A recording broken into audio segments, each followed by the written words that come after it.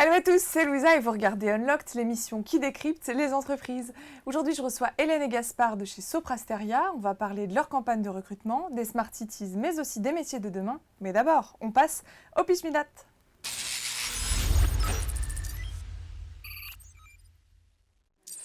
Hello Gaspard, hello Hélène, ça va?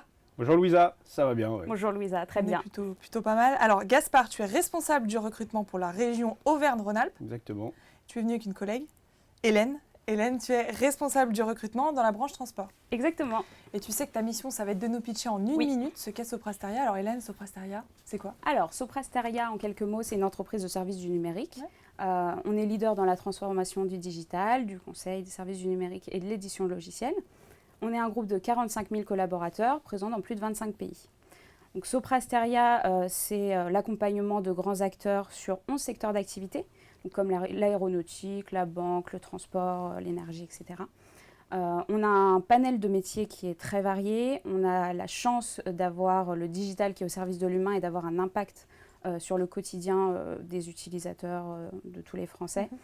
On va être également présent du coup sur des expertises et c'est vraiment là où on a de l'importance. On a une stratégie end-to-end, donc de l'identification du besoin, à la stratégie opérationnelle sur le projet et au déploiement opérationnel. Voilà à peu près en quelques mots Soprasteria. Super, il te restait 5 secondes, je te félicite. Aujourd'hui, vous recrutez des jeunes diplômés pour les former, mais aussi pour les accompagner sur la montée en compétences. Alors, on va voir les profils que vous recrutez, mais surtout ce que vous leur offrez à ces jeunes qui intègrent Soprasteria. On va voir ça tout de suite.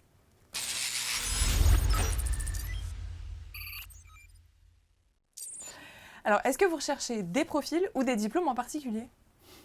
On cherche avant tout des personnalités chez nos candidats,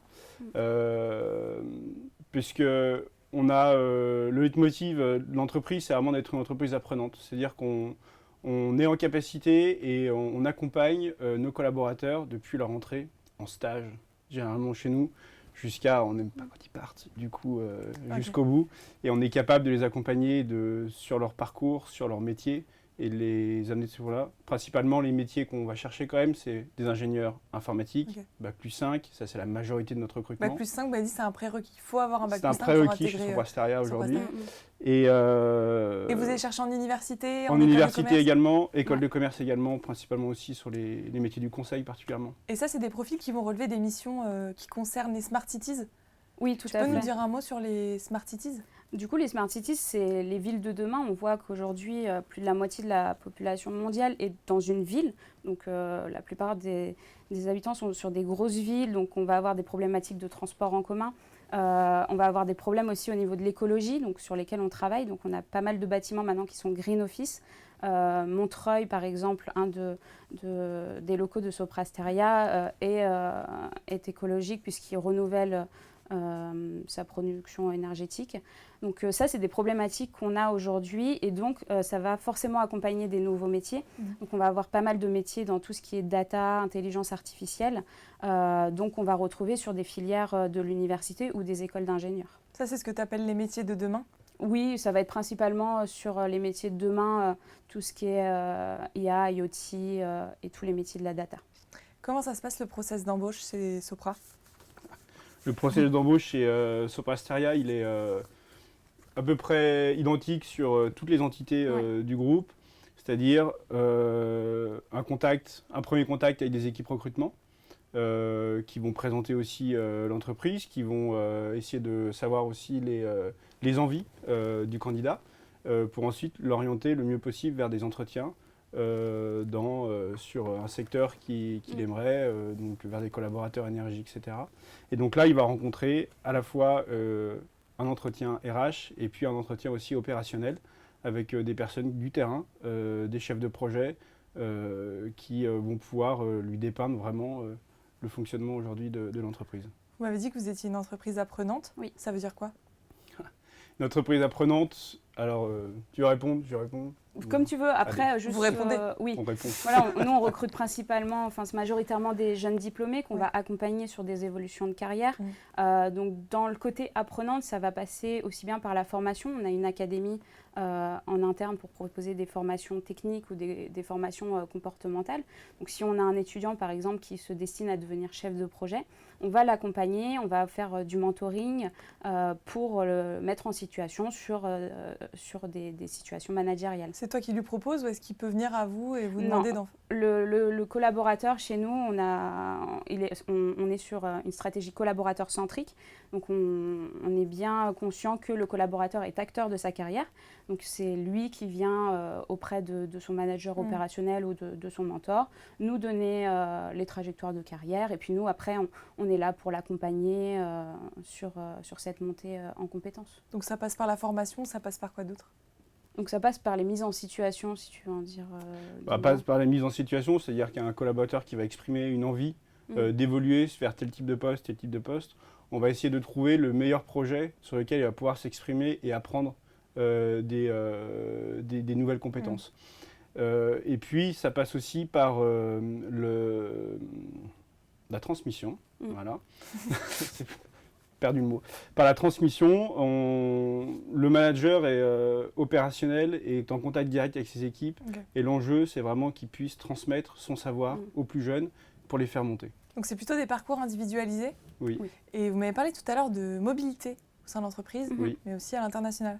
Alors, il y a de la mobilité internationale parce qu'on propose des stages à l'international, mais également des mobilités internes au groupe, que ce soit entre entités, que ce soit dans les régions, et de la mobilité également sur les types de postes. Parce qu'on a des filières métiers, mais aujourd'hui, si un collaborateur rentre sur la filière métier chef de projet, rien n'empêche qu'à un moment ou à un autre, il puisse demander de partir sur la filière commerciale. Et on mettra tout en œuvre pour essayer de répondre à ce besoin-là. Vous m'avez parlé tout à l'heure d'engagement particulier. De la par fondation rapport à la fondation Soprasteria. Donc on a pas mal de choses qui est mis en place aussi sur tout ce qui est inclusion.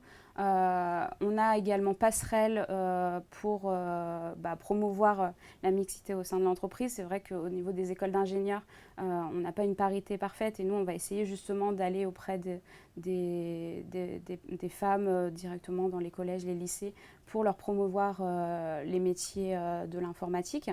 Et on va aussi avoir pas mal de sujets sur le handicap, où on a une mission handicap qui permet d'accompagner aussi les personnes en situation de handicap. Comment vous faites pour assurer un bon équilibre entre vie pro, vie perso des jeunes diplômés ? Comment on fait ? Je pense que c'est... Il n'y a pas vraiment une technique qui est mise en place ou un process. Quelque part, c'est dans la culture de l'entreprise, cet équilibre vie perso, vie pro. On le ressent, nos collaborateurs le savent. Voilà. Comment il organise sa journée, un jeune diplômé ? C'est son manager qui définit des horaires, des missions précises ? Alors contractuellement, il y a des horaires de présence qui est obligatoire dans les locaux ou sur les projets, c'est des plages horaires. Mais ensuite, l'organisation de la journée se fait dans les petits groupes projets. Mais les temps de pause, les temps libres, en dehors de ça, sont vraiment très libres. Ça dépend vraiment en fait de la cadence du projet. Exactement. Si on a des projets parfois qui ont besoin au moment de la livraison, par exemple, où l'équipe soit mobilisée. Donc là, c'est vrai, peut-être la pause sera un peu réduite et on va demander à tout le monde de se mobiliser. Et il y a des périodes où ça va être un peu plus calme et là, on va pouvoir... adapter un petit peu son temps de travail différemment. Je vous ai pas mal cuisiné. Maintenant, on va prendre les questions des étudiants qui sont nombreux à nous avoir envoyé leurs questions par l'Insta. Avec plaisir. Donc, on va voir leurs questions.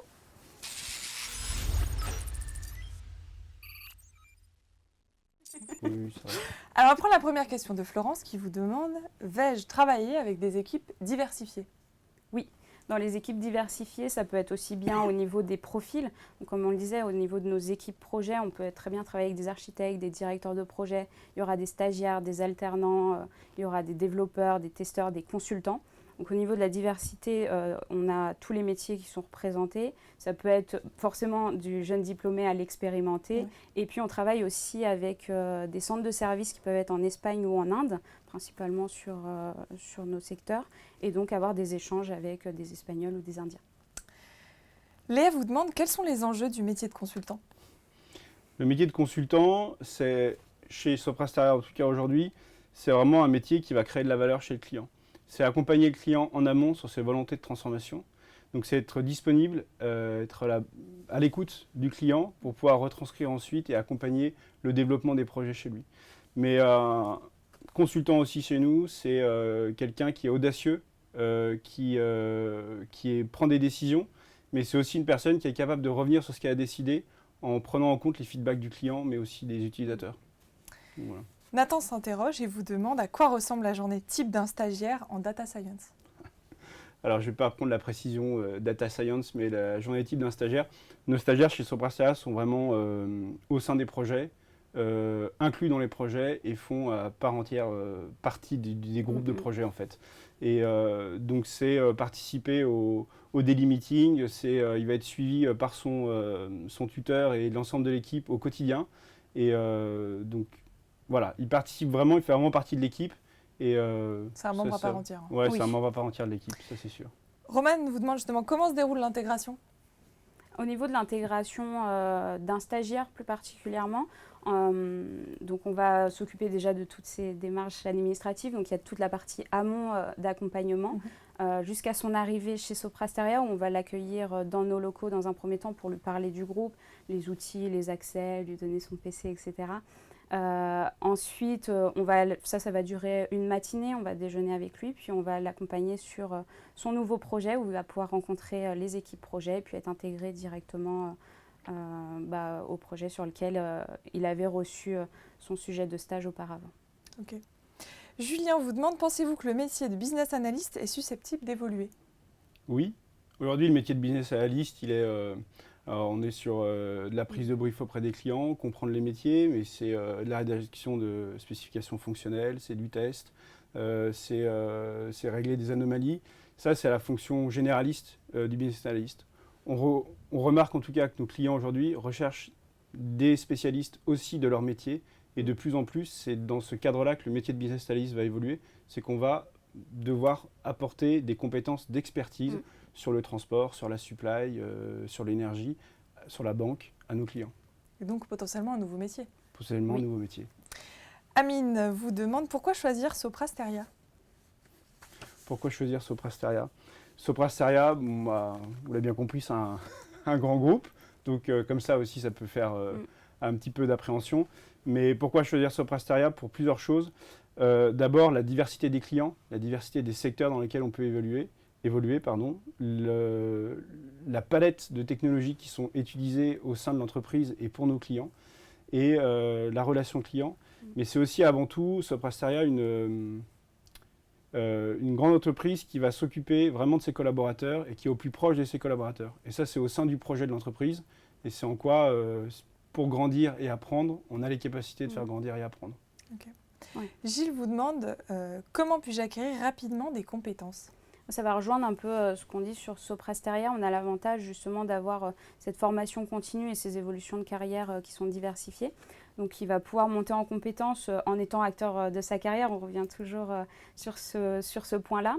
Donc en fonction de ses envies, de ses souhaits, on va le mettre en situation, on va le former pour pouvoir l'accompagner jusqu'à ses ambitions de carrière. Amel vous demande, pourrais-je donner mon avis sur les nouveaux projets? Oui, tout à fait. Ça, c'est vraiment un point essentiel. Hein. Comme on le disait, on est majoritairement un recruteur de jeunes diplômés. Donc, c'est vrai qu'on a souvent des nouveaux collaborateurs qui intègrent les projets. C'est important d'avoir aussi un regard extérieur. Et puis, voilà, c'est vraiment la bonne idée, si elle est bonne, qui va être prise en compte plutôt que l'expérience, l'ancienneté. Donc, c'est pour ça aussi qu'on revenait tout à l'heure sur les challenges qu'on propose, puisque ça permet aussi d'innover et de proposer des nouvelles choses sur nos projets. Okay. Gaspard, j'ai une question pour toi. Céleste vous demande quelles sont les opportunités d'évolution après un premier poste en tant qu'ingénieur? Eh ben, les opportunités d'évolution, elles sont, on a touché quelques mots tout à l'heure, dans la diversité de nos métiers. Aujourd'hui, on va arriver chez Soprasteria, un jeune diplômé va arriver chez Soprasteria en stage, en alternance, et puis pour la première année en CDI, sur des postes vraiment autour du développement principalement. Mais ensuite, il y a vraiment une ouverture totale sur les différents métiers de chef de projet, d'expert technique, de business analyst, du commerce, du product expertise, vous êtes expert d'un ERP, enfin ce genre de choses. Donc la palette est très large. Ok. Il y a énormément de métiers chez nous. Et j'ajouterais juste que c'est pas, si on choisit par exemple, il arrive, les jeunes ingénieurs, ils pensent de vouloir être experts techniques, il ne sera pas enfermé dans cette filière. Si demain il préfère être chef de projet ou être architecte, il aura la possibilité aussi de changer et de passer d'un métier à un autre. Ok. En tant qu'expert, vous allez nous donner maintenant tous vos conseils pour réussir l'entretien chez Sopra Steria à coup sûr. Alors on passe aux tips.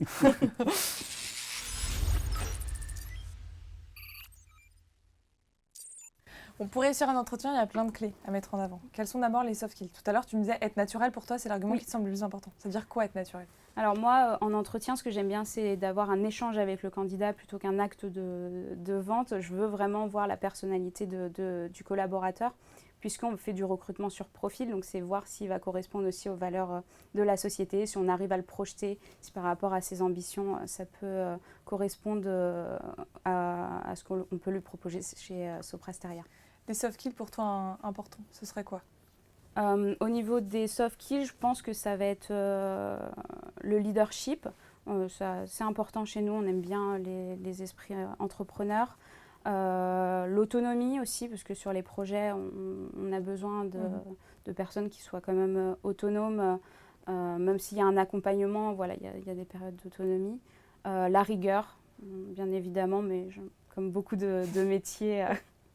Pour toi, Gaspard, les hard skills, est-ce que tu en cherches spécifiquement Ce qu'on va dire spécifiquement, bah, ce qui pourrait faire peser dans la balance, quoi, tu vois? Maîtriser des logiciels, par exemple, ça peut être un plus. maîtriser les logiciels, ça peut être un plus. Après, il y a des langages aussi à maîtriser qui sont beaucoup utilisés. Tout ce qui est évidemment toutes les suites Java, mais aussi tout ce qui tourne autour justement de la data, qui touche au Python, et ce genre de langages-là qui sont pour nous très importants et chez nos clients aussi très importants. On a quelques perles rares sur des secteurs très particuliers, mais là, je ne suis pas sûr que ce soit les gens à qui on s'adresse qui sont dans cette cible-là. Mais globalement, c'est surtout ça. Après, une formation, pour revenir un peu sur les soft skills, il y a aussi le côté attrait de l'humain, puisque chez Sopra Steria, je le remets, la personne est vraiment au centre. Et il y a tout un dispositif RH et de suivi qui est très important. L'esprit d'équipe qui est très fort et on ne peut pas se dissocier de ça en fait en arrivant chez nous. On ne peut pas faire les choses dans notre coin en fait. Okay. Comment faire la différence en entretien? C'est quoi un bon entretien pour toi? Sur un bon entretien, je dirais que c'est que le candidat se projette chez nous et que nous, on peut aussi se projeter avec lui. Voilà, on a chacun notre rôle à jouer au moment de l'entretien. Donc voilà, c'est la projection de l'un et l'autre chez Sopra Steria. Tu peux nous dire la question que tu aimes bien poser Alors c'est vrai que j'ai une question que j'aime bien poser, c'est de demander au candidat de me parler de lui. Donc je lui demande parlez-moi de vous et puis en fonction des ouvertures, après on peut échanger sur différents sujets. Ça donne pas mal de traits de personnalité du candidat. C'est quoi ta question préférée? Ma question préférée, elle n'est pas au cours de l'entretien, moi j'aime bien de temps en temps faire conclure l'entretien par le candidat. Et après je dis plus rien.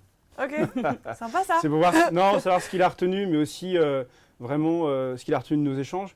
Et c'est aussi lui donner la parole dans le sens où s'il voulait placer quelque chose qu'on n'a pas pu aborder pendant l'entretien, là il peut donner son sujet, il peut en parler. Vous leur posez des questions sur Sopra Steria? Ça commence par...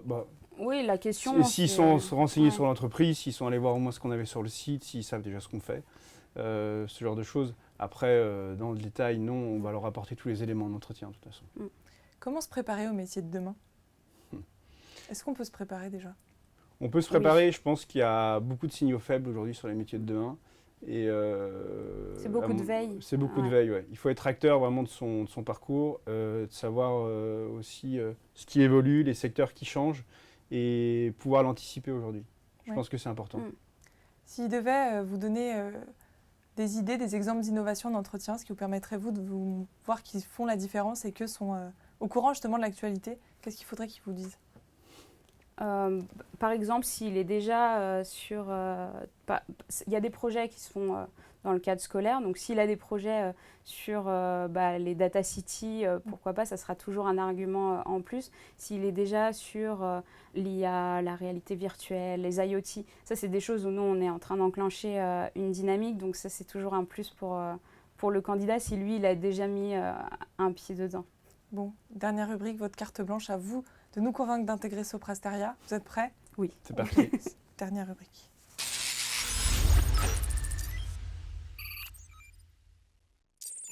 Avant de nous convaincre, vous êtes venu avec une vidéo.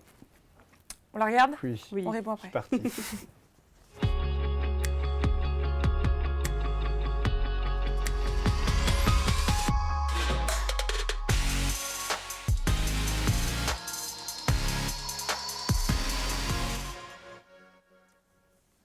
Alors, c'est quoi cette vidéo?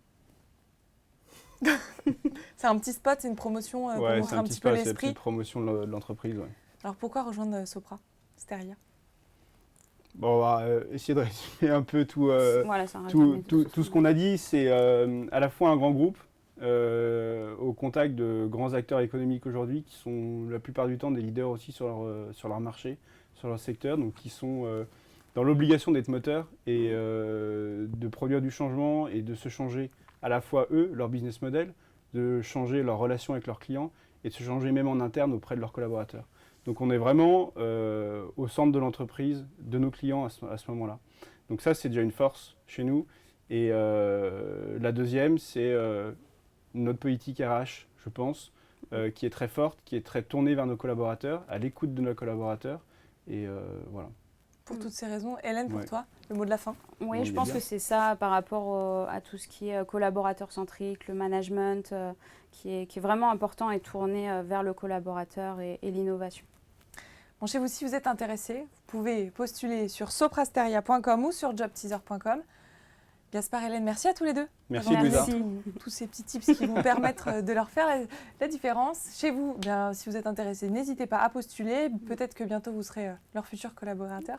Et comme d'habitude, je vous donne rendez-vous très vite pour un nouveau live.